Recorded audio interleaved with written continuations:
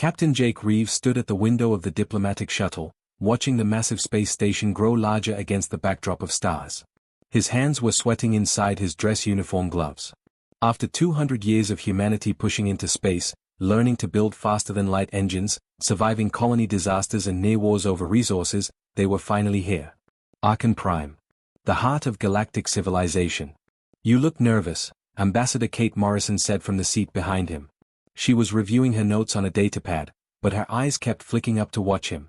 "Not nervous," Jake lied. "Just aware that we're about to meet species that have been doing this for longer than humans have existed." Kate set down her datapad and moved to stand beside him. "Remember what we discussed. We're the new kids at school. We smile, we nod, we stay humble. Let them feel superior if that's what it takes to get humanity a seat at the table." Jake nodded. Through the viewport, he could see other ships docking at the station. Each one was a work of art, designed by civilizations that had mastered space travel before Earth's continents had finished forming. Compared to them, humanity's shuttle looked like a child's toy. The docking procedure was smooth, at least. When the airlock cycled open, Jake took a deep breath and stepped out into the receiving area. The artificial gravity felt slightly heavier than Earth normal, and the air had a faint metallic taste. But what really caught his attention was the welcoming committee. The delegation waiting for them looked like something out of a fever dream. At the front stood creatures that Jake's briefing files had called the Valkyrie. They were easily 8 feet tall, walking on 2 powerful legs, with scales that shimmered between purple and blue depending on how the light hit them. Their eyes were cold and calculating, like a predator sizing up prey. Next to them stood the Chithrax, insect-like beings with multiple arms and compound eyes that reflected light in rainbow patterns. They made clicking sounds with their mandibles, and Jake really hoped those sounds were just how they talked and not them laughing at the humans.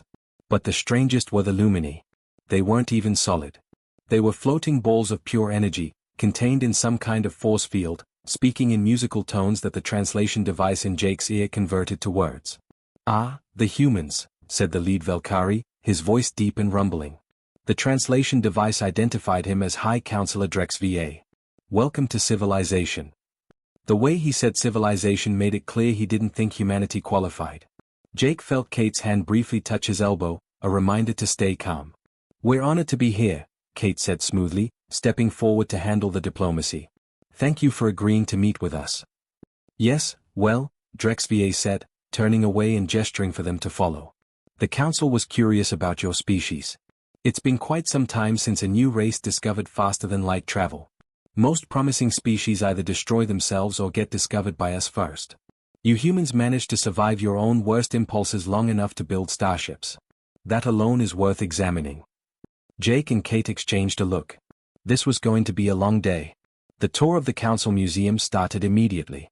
Drex VA led them through massive halls filled with artifacts from 1,000 worlds. Each exhibit seemed designed to make humanity feel small. "Here," Drex VA said, stopping at a display of primitive spacecraft, "we have vessels from various species' early space programs. This one achieved orbit of its home planet 30 million years ago. This one established the first colony on another world 20 million years ago." He gestured to a small section in the corner. "And this would be where humanity's achievements will be displayed. Quite adorable, really." One of the Chithrax made that clicking sound again. Jake was now certain it was laughter. They moved through galleries showcasing technology that made Earth's best science look like cave paintings. Weapons that could crack planets. Medical devices that could regrow entire bodies. Engines that folded space like paper. "The Torelli built this 40,000 years ago," Drex VA said, pointing at what looked like a simple cube. "It's a perfect matter-to-energy converter. I believe your species is still burning chemical fuels in some applications." Kate's jaw was tight, but she kept smiling. "We're improving every day." "Of course you are," Drex VA said, in the tone someone might use with a child who just learned to tie their shoes. After 2 hours of this treatment, Jake was grinding his teeth. He'd gone into the military to serve humanity, had spent 10 years in deep space protecting colony ships, had earned his command through blood and sweat. Being treated like a barely evolved monkey was harder than any combat mission. Finally, they entered a chamber that made Jake forget his anger. It was enormous, with a domed ceiling that showed the stars outside. And in the center, on a raised platform, sat something that took his breath away. The throne was massive, carved from metal that seemed to drink in light rather than reflect it. Strange symbols covered every surface, shifting and moving like they were alive. The whole thing hummed with barely contained power. "The Star Throne," Drex VA announced, his mocking tone finally replaced with something like reverence. "Left by the precursors. We don't know who they were or where they went. This artifact is over 100,000 years old. Every species in the Council has tried to activate it. Every single one has failed." He gestured broadly at the throne. "During your break, feel free to admire it. Perhaps take pictures to show the folks back on Earth. I'm sure they'll be impressed." With that, the alien delegation swept out of the chamber, leaving the humans alone. The doors sealed behind them with a heavy sound. Jake's team spread out immediately. Lieutenant Tom Bradley moved to examine the walls. Dr. Emily Carter pulled out her portable scanner and began taking readings. Kate just stood staring at the throne, shaking her head. "Well," she said quietly, "that was humiliating." Jake barely heard her. He was exhausted, frustrated, and his feet hurt from standing for 2 hours while being lectured about humanity's inadequacy. He walked up to the throne, studying the symbols that seemed to dance across its surface. They were beautiful, in a way. Without really thinking about it, tired and needing to sit down, Jake sat on the edge of the throne. For a heartbeat, nothing happened. Then the universe exploded into light. The light came first. Not like a bulb turning on, but like every star in the galaxy suddenly decided to shine directly into Jake's eyes. He tried to stand, tried to move, but his body wouldn't respond. The throne had locked around him, not physically, but through something else. Something that was reaching into his mind. "Captain." Kate's voice sounded distant, muffled, like she was shouting from underwater. Jake wanted to answer, but he couldn't form words. The symbols on the throne were moving faster now, spiraling around him in ribbons of golden light. They were writing themselves directly into his brain, and it hurt in a way he'd never experienced before. Not physical pain, but the sensation of his mind being forcibly expanded to hold something too big. Then the vision started. He saw a city that made Earth's greatest metropolises look like villages. Towers of crystal reaching into a purple sky. Beings walking through streets that floated in the air. And the beings themselves, they looked almost human. 2 arms, 2 legs, faces with eyes and mouths. But their eyes held something ancient, something that had seen millions of years pass by. "Get him out of there." That was Tom's voice, closer now. Jake felt hands grabbing his shoulders, trying to pull him away from the throne. But nothing happened. He was stuck. The throne's voice spoke directly into his mind, bypassing his ears entirely. It was warm, gentle, like a grandfather greeting a long-lost grandchild. "Welcome home, inheritor. We have waited so long for your return." Jake tried to speak, tried to ask what was happening. His mouth moved, but the only thing that came out was a strangled gasp. Around his body, the air began to shimmer. A barrier was forming, pushing Tom and the others back. "What's happening to him?" Emily shouted. Jake could see her through the barrier, her scanner in her hands, the device going crazy with readings. The throne continued speaking in his mind. "Do not be afraid. I am transferring knowledge. Opening pathways. You have the right neural structure. The correct genetic markers. You are one of us." Jake's vision split. He could still see the chamber around him, his team pressing against the barrier, but he was also somewhere else. Seeing through other eyes. Ancient eyes. He watched a massive ship limping through space, fires burning along its hull. Inside, people were dying. Systems were failing. They'd been running for so long, fleeing from something dark and terrible that consumed everything in its path. The enemy, the voice in his head, called the Devourers. "We need to land," someone was saying in the vision. A woman with gray in her hair, exhaustion written across her face. Any planet. Any chance of survival. The ship's computer displayed a blue world. Primitive. Covered in water and green continents. No advanced civilization. No technology. But it had oxygen. It had life. "We'll lose everything," another voice argued. "Our knowledge, our technology. We'll be starting from nothing." The gray-haired woman looked at the dying ship around them. Better to live as primitives than die as gods. Jake felt tears streaming down his face as he watched the ship crash into Earth's atmosphere. 200,000 years ago. The impact scattered the survivors across multiple continents. Their advanced technology was destroyed or buried. Within a few generations, the survivors had forgotten they'd ever come from the stars. They became hunters and gatherers, starting the long climb of evolution all over again. "You are them," the throne's voice explained. their descendants. We knew the ship would be found eventually, but we couldn't wait. We were dying. So we sent our people to Earth to hide, to grow, to survive. And we left seeds like me scattered across the galaxy, waiting for the day you would return to space and find us again. Back in the real world, chaos had erupted outside the barrier. Jake could hear alarms blaring. The massive doors to the throne chamber were opening, and aliens were pouring in. He recognized DrexVA's voice shouting orders, but couldn't make out the words. More information was flooding into Jake's mind. Star charts showing dozens of locations scattered across the galaxy. Each one was a precursor installation, hidden and waiting. Technology blueprints that made his head spin with their complexity. Medical knowledge that could cure diseases Earth hadn't even encountered yet. Weapons designs that could crack moons in half. And warnings. Urgent, desperate warnings about the enemy that had destroyed the precursors. The Devourers, the throne's voice said, and Jake felt ancient fear attached to that name. They are machines that consume civilizations. They learn, adapt, and destroy. We built you to survive what we could not. Your species has something we lacked. You call it hope. Stubbornness. The refusal to accept defeat even when logic says all is lost. This is why you will succeed where we failed. Jake's consciousness was being pulled in too many directions. He could feel his body in the throne, could hear his team shouting his name, could sense the growing crowd of aliens outside the barrier arguing about what to do with him. But he was also experiencing 100,000 years of precursor history downloading directly into his brain. Sir. Emily's voice cut through everything. His neural activity is going off every chart I have, but his vital signs are stable. The throne is uploading information directly into his brain. It's teaching him. Kate was facing down DrexVA outside the barrier. Through the haze, Jake could hear their argument. This is a council matter now, DrexVA was saying. The human must be removed from the throne and studied. Studied? Kate's voice was ice cold. He's not a lab specimen.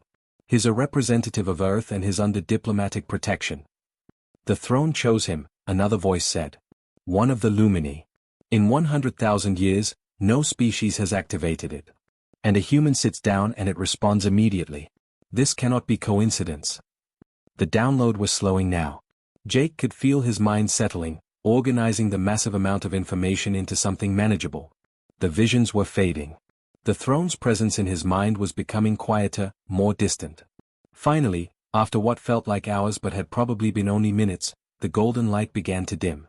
Jake took a shuddering breath, the first real breath since he'd sat down. His hands were shaking. His whole body was covered in sweat.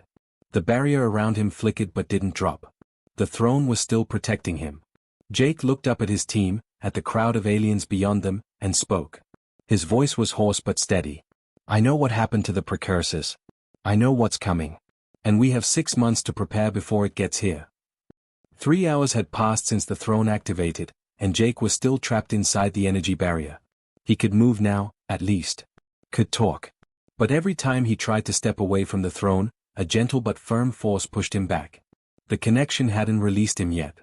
Emily sat cross-legged on the floor just outside the barrier, her scanner abandoned beside her.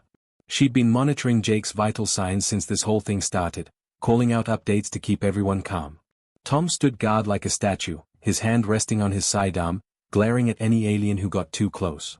Outside the throne chamber, the situation had gone from bad to worse. The entire Galactic Council had assembled, and they'd been arguing for the last 2 hours about what to do. The noise was incredible. Hundreds of species, all talking over each other in dozens of languages that the translation devices struggled to keep up with. Jake could hear everything through the barrier. It was like sitting inside a bubble while a storm raged outside. The throne must be destroyed immediately, General Krevix of the Valkyrie was saying. He was a military commander, that much was obvious from the scars on his scales and the weapons his soldiers carried. It has been dormant for 100,000 years. Now it activates and speaks of doom coming. This is not a gift. It is a curse. A being made entirely of crystal chimed in, its voice like wind through glass. I propose we quarantine the human. Study him. The connection could be contagious. We don't know if this will spread to others who touch the throne. Is not a disease, Tom snapped from his position by the barrier. Several alien guards moved toward him, but Tom didn't back down. Kate Morrison stepped forward, her diplomatic training the only thing keeping her voice calm. She'd been negotiating non-stop, trying to prevent the council from doing something stupid. With all due respect, members of the council, the throne already made its choice.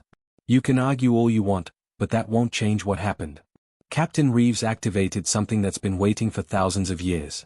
Maybe instead of panicking, we should try to understand why. Because humans are precursor descendants, Drex VA said quietly. The whole chamber went silent. That's the only explanation. The throne recognized something in his genetic code. The implications of that statement rippled through the crowd. If humans were related to the precursors, the greatest civilization the galaxy had ever known, then everything about humanity's place in the universe needed to be reconsidered. Jake was barely paying attention to the argument anymore. Something new was happening inside the barrier. The throne was pulsing with fresh energy, and he felt a familiar pressure building in his mind. Guys? Jake called out. Something's happening again. Emily scrambled to her feet, scanner back in her hands. His neural activity is spiking. Whatever the throne is doing, it's not finished yet. The pressure in Jake's head suddenly exploded into clarity. The throne's voice returned, but now it spoke loud enough that everyone in the chamber could hear it. Warning. Inheritance protocols activated. The candidate must prove worthiness. What does that mean? Kate demanded, pressing against the barrier. Jake had a sinking feeling he knew exactly what it meant. And then the world around him changed. The throne chamber disappeared, replaced by a holographic environment so real that Jake's brain insisted it was actually there. He was standing in a precursor city, and it was under attack. Buildings were burning. People were screaming. And he was in the command center with dozens of precursor soldiers looking at him for orders. But Jake could still see the real world too, like a ghost image overlaid on the simulation. His team could see everything. The hologram was being broadcast to the entire chamber, letting everyone watch what was happening to him. Defensive positions are failing, a precursor officer reported in the simulation. Eastern District will be overrun in 10 minutes. We can save the Western and Central Districts if we abandon the East now. Recommend immediate evacuation of command staff and tactical retreat. The map showed it clearly. 5,000 people in the Eastern District would die, but 50,000 in the rest of the city would survive. It was basic math. Logical. Every tactical computer would make the same recommendation. Jake stared at the map, his military training analyzing the situation. Then he shook his head. No. We're not abandoning anyone. Redeploy forces here and here. He pointed at the map, showing a pattern that looked insane. It split their remaining strength into dangerously small units. It violated every principle of defensive warfare. But it did something else. It used the enemy's own tactics against them. The attacking forces were moving in predictable patterns, following their programming. Jake's deployment didn't fight them head-on. It tricked them into fighting each other. The simulation played out. Against all odds, the city held. Everyone survived. The scene shifted immediately. Jake didn't even have time to catch his breath. Now he was on a spaceship. A plague ship approaching a populated planet. 5,000 sick people on board. 5 billion healthy people below. Quarantine protocols were clear. Destroy the ship. It was the logical choice. The mathematical choice. Save the many, sacrifice the few. Every species watching through the hologram nodded in agreement. This was obvious. Tragic, but necessary. Jake looked at the faces of the sick people on his monitors. Families. Children. People who'd done nothing wrong except get infected. How long until we reach orbit? He asked. 6 hours. Then we have 6 hours to develop a cure. The precursor scientists in the simulation looked at him like he'd lost his mind. That's impossible. This plague takes months to cure. Then I guess we'd better work fast, Jake said. The simulation sped up, showing Jake and the medical team working desperately. It should have failed. Logically, mathematically, scientifically, it was impossible. But Jake refused to accept it. He pushed the scientists to think differently, to try impossible combinations, to trust their instincts over their calculations. With 30 minutes to spare, they found it. A cure. 5,000 people saved. 5 billion people safe. The impossible made possible through sheer human stubbornness. The scenarios kept coming. Moral dilemmas.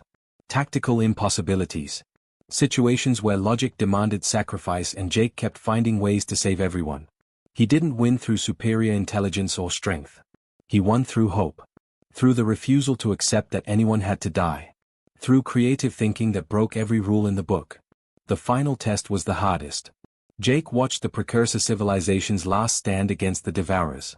He saw their logical battle plans, their calculated retreats, their reasonable decision to cut losses and flee. Every choice made perfect sense. Every choice led to extinction. What would you do differently? The throne asked, its voice echoing through both the simulation and the real chamber. Jake thought about humanity's history. Every time they'd been told something was impossible. Every time they'd been outmatched and outgunned. Every time logic said to give up. I'd do something they couldn't predict, Jake said. Something that doesn't make sense. Because if your enemy can calculate your every move, you've already lost. The precursors fought with logic. The Devourers are machines that calculate logic. You brought a calculator to a fight against a computer. He looked directly at where he knew the throne was, even though he was still in the simulation. Humans don't just calculate. We feel. We hope. We improvise. We do things that shouldn't work but do anyway because we believe hard enough to make them real. You can't calculate that. You can't predict it. And that's why we'll win where you lost. The simulation vanished. Jake was back in the throne chamber, gasping for air. The barrier flickered and died. He stumbled forward, and Tom caught him before he hit the ground. The throne's voice boomed through the chamber one final time. The inheritors are worthy. The precursor network is now active. 27 installations await their return. Then, quieter, almost sad, the activation has been detected. The Devourers are returning. You have 6 months to prepare. The chamber erupted into chaos again, but Jake barely heard it. He looked at Kate, at Emily and Tom, and managed a weak smile. Well, he said, his voice shaking. At least we know they're coming. 6 months. That's all they had, and somehow it felt like both forever and no time at all. Jake spent the first 3 weeks in a medical facility on Earth, hooked up to machines that helped his brain process everything the throne had dumped into it. The doctors called it neural therapy, but Jake called it organized chaos. Every time he closed his eyes, he saw blueprints for technology that shouldn't exist, battle strategies from wars fought before humans discovered fire, and star charts showing paths through space that human ships had never traveled. How are you feeling today? Emily asked during one of her daily visits. She'd taken a leave from her position to help monitor his recovery. Like I crammed for 100,000 years worth of final exams in 3 hours, Jake said, rubbing his temples. But it's getting better. The information is starting to make sense instead of just being noise. The real work was happening outside that medical room. Humanity had kicked into high gear the moment Jake shared what was coming. Every shipyard on Earth and the colonies was working around the clock. Every scientist who could hold a wrench or write code had been recruited. This wasn't just about military preparation. This was about survival. Lieutenant Beth Rogers had taken charge of the ship construction program. She was an engineer who'd spent 10 years designing colony ships, and now she was building warships that combined human engineering with precursor technology. The first prototype looked like nothing humanity had ever built before. Sleek lines of Earth steel wrapped around power cores that hummed with ancient energy. We're calling it the Defiance class, Beth reported during a video call with Jake. Not because we think we can beat them in a straight fight, but because we're going to make them work for every inch they take. Dr. Ryan Foster was working on something just as important. The precursor energy shields were more advanced than anything the Council species had, but the technology was incredibly complex. Ryan had locked himself in a lab for 2 months, surviving on coffee and determination, until he finally cracked the underlying principles. The precursors built their shields to absorb energy attacks, Ryan explained, showing Jake the schematics. But we've modified the design. Human shields don't just absorb. They redirect. Turn the enemy's power back at them. It's more aggressive. More us. Colonel Tyler Ward was training the first generation of pilots who could interface directly with the new ships. The neural connection was similar to what Jake had experienced with the throne, but scaled down and specialized for combat. It was dangerous. 3 pilots had washed out with severe neural stress. But the ones who succeeded could react faster than any traditional pilot, their thoughts translating directly into ship movements. They're good, Tyler reported. Scared, but good. They know what's coming. They're ready to fight anyway. But while humanity was pulling together, the Galactic Council was falling apart. The unity that had existed for thousands of years was cracking under the pressure of impending doom. Some species, like the Torelli, had embraced Earth as allies. They sent engineers and resources, sharing their own technology freely. Their ambassador had told Kate that they'd rather die fighting alongside humans than spend their last days arguing about who was superior. Others weren't so noble. The Valkyrie had launched covert operations to steal precursor technology from human facilities. They'd been caught twice, and the diplomatic incidents had nearly turned violent. They wanted the power the throne had given humanity, but they wanted it for themselves. The crystalline beings had simply left. Packed up their entire civilization and fled toward the edge of the galaxy, hoping to outrun the threat. Half a dozen other species had done the same. Fear was spreading faster than any plague, and it was tearing the council apart from the inside. Jake returned to active duty at the start of month 5. He took command of Earth's Defense Coordination Center, a massive facility that had been built specifically to manage the coming war. Holographic displays showed the position of every allied ship, every defense station, every resource humanity and its allies had managed to scrape together. It wasn't enough. Even with the precursor technology, even with human innovation, the numbers didn't add up. But Jake had learned something from the throne's tests. Sometimes the numbers didn't matter. Kate was with him when the call came in. It was late, and they'd been reviewing supply reports for hours, trying to figure out how to stretch their resources just a little bit further.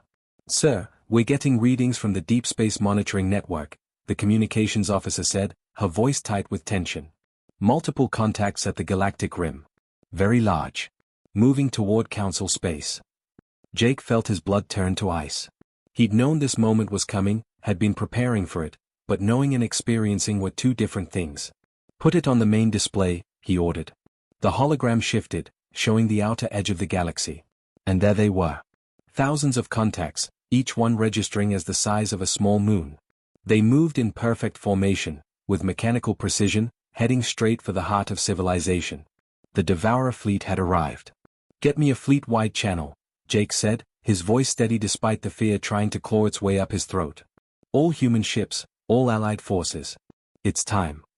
Tom appeared at his shoulder, having sprinted from the tactical planning room. "What are we looking at?" Jake studied the display, counting the enemy ships, calculating approach vectors, trying to find any advantage in the overwhelming tide of metal and death heading their way. "We're looking at the end of everything," Jake said quietly. "Unless we can do the impossible." He turned to face his command staff, saw the fear in their eyes, but also something else. Determination. Hope. The same stubborn human refusal to quit that had gotten their species this far. "Contact all fleet commanders," Jake ordered. "Tell them we fight. Not because we think we can win. But because if we're going down, we're taking as many of those machines with us as we can. And who knows? Maybe we'll surprise ourselves." Kate touched his arm gently. "The first engagement happens in 72 hours at the Orion Junction. 7 council species are sending ships to meet them." Jake nodded. "Then we'd better make sure those ships know what they're fighting for." The precursor homeworld floated in the darkness like a graveyard. Jake stood on the bridge of the Defiance, staring at the planet through the viewport, and felt a chill run down his spine. This place should have been magnificent. Instead, it was a tomb. Cities of crystal covered the surface, but they were dark now. No lights. No movement. Just beautiful, dead architecture reaching toward the sky like the bones of some ancient creature. Orbital stations drifted in decaying paths, their power cores long since gone cold. Somewhere down there, buried deep beneath the surface, was the Nexus. The weapon the throne had shown him. The last hope they had. "Are you sure about this?" Kate asked quietly. She stood beside him, looking just as tired as he felt. The last 3 weeks of fighting had taken their toll on everyone. "No," Jake admitted. "But it's the only play we have left." The battles at Orion Junction and Centauri Gate had proven one thing: they couldn't win through conventional warfare. The Devourers adapted too fast, calculated too perfectly. Humanity and its allies had managed to slow them down, make them pay for every system they took, but slow wasn't good enough. The machine fleet was still advancing, still consuming everything in its path. The landing party gathered in the shuttle bay. Emily and Tom, who'd been with Jake since the beginning. Beth, who'd barely slept in 6 months building the ships that kept them alive. Ryan, whose shield technology had saved thousands of lives. And 3 others who'd become more than allies. They'd become friends. Commander Drev of the Torelli had fought beside human ships in every major engagement. He'd learned to trust his instincts over his tactical computers, and it had saved his fleet more than once. Captain Lisa Vale commanded Earth's Second Fleet. She was a pilot who'd grown up on Mars and learned to fly in the asteroid belts. She understood 3-dimensional thinking better than anyone Jake had ever met. And then there was Kex VA. A Valkyrie who'd been part of the group trying to steal precursor technology 6 months ago. But during the battle at Centauri Gate, he'd seen a human frigate about to be destroyed. Logic said to let it die and pursue his strategic objective. Instead, he'd broken formation to save them, sacrificing his tactical advantage to do what felt right. The Valkyrie Council had called him a traitor. Jake called him a brother. The shuttle ride down to the surface was quiet. Everyone was dealing with what might be their last mission in their own way. Tom kept checking his weapons. Emily reviewed her data one more time. Beth just stared out the window at the dead cities passing below. My people have a saying, Drev said, breaking the silence. Courage is not the absence of fear. It is acting despite fear. Humans have a similar one, Jake replied. We say that bravery is being scared to death and saddling up anyway. KexVA made a sound that might have been laughter. Perhaps our species are not so different after all. The entrance to the Nexus was hidden beneath what had once been the planet's capital city. Ancient doors opened at Jake's approach, recognizing the genetic markers the throne had activated in him.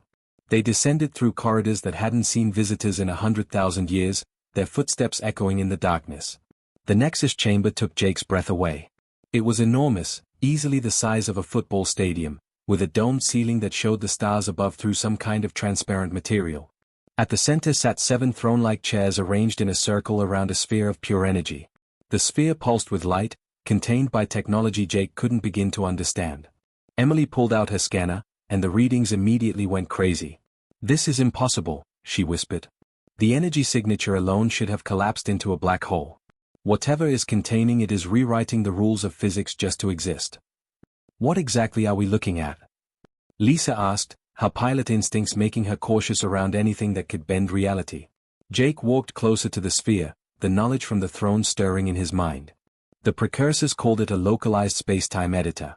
It can rewrite the fundamental laws of physics within a targeted area. Change gravity, alter the speed of light, make matter behave in ways that shouldn't be possible. A weapon, Drev said. Yes. But also more than that. It can transform things at a fundamental level. Beth circled the chamber, examining the throne-like interfaces. Why didn't the precursors use it?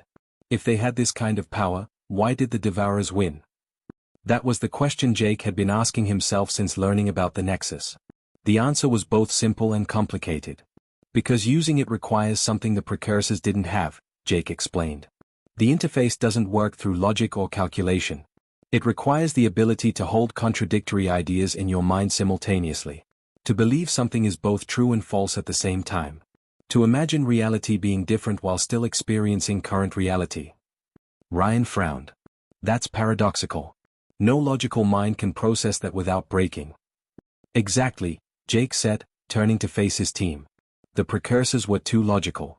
Their minds rejected the paradox. They built this weapon but couldn't fire it because the operating system was incompatible with how they thought. But humans can, Kate said, understanding dawning in her eyes. We do it all the time. We hope for better futures while living in harsh presents. We believe we can achieve the impossible while acknowledging the odds are against us. We hold contradictions in our heads without going insane. Jake nodded. That's exactly right. And that's why we're here. Above them, alarms started blaring from their ships in orbit. The Devourer fleet had found them. They were out of time.